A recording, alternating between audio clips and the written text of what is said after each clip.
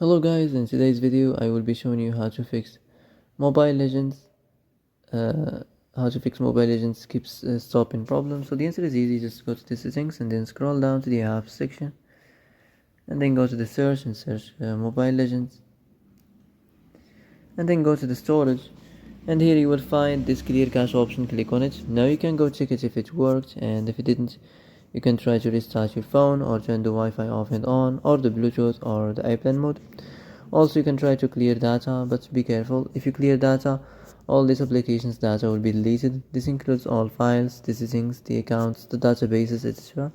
So be careful if you want to clear your data.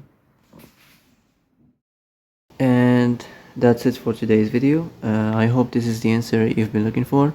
If you like this video, don't forget to like and subscribe, and see you in the next video. Thanks for watching.